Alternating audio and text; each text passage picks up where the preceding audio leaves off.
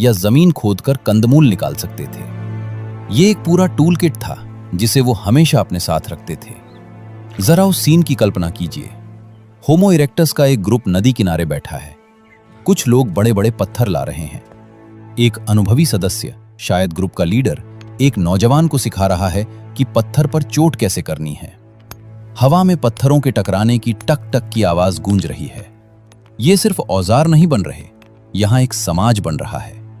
यहां ज्ञान बांटा जा रहा है, रिश्ते मजबूत हो रहे हैं और एक ऐसी टेक्नोलॉजी को परफेक्ट किया जा रहा है जो अगले 10 लाख सालों तक इंसानियत के काम आएगी।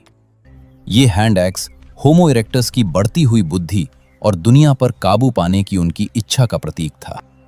लाखों सालों तक रात का मतलब था अंधेरा, ठंड और खतरा। जब सूरज डूबता तो दुनिया खतरनाक शिकारियों की हो जाती। आग एक और दहशत थी। जंगल में जब बिजली गिरती तो आग सब कुछ जलाकर राख कर देती। हर जानवर आग से डरता था, हमारे पूर्वज भी। लेकिन होमो इरेक्टस ने इस विनाशकारी शक्ति में एक मौका देखा। उन्होंने देखा कि आग से बड़े बड़े शिकारी भी दूर भागते हैं। उन्होंने महसूस किया कि आग के पास गर्मी होती है।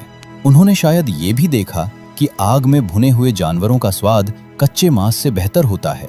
उनके दिमाग ने इन सब बातों को जोड़ा और एक क्रांतिकारी आइडिया को जन्म दिया। क्या हम इस आग को काबू कर सकते हैं? शुरुआत शायद एक एक्सीडेंट से हुई होगी।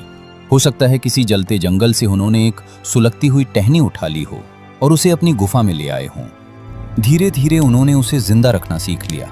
वैज्ञानिकों को इस बात के पक्के सबूत तो नहीं मिले हैं कि होमो इरेक्टस खुद आग जला सकते थे, लेकिन इस बात के मजबूत सबूत हैं कि वो आग का इस्तेमाल करना जानते थे।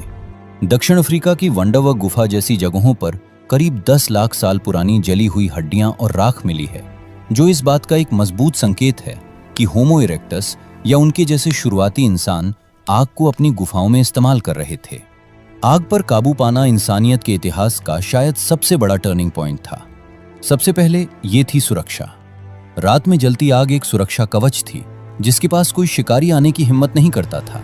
अब रातें डर की नहीं, आराम की थीं। दूसरा ये थी गर्मी। आग ने उन्हें ठंडी रातों और सर्द मौसम में जिंदा रखा।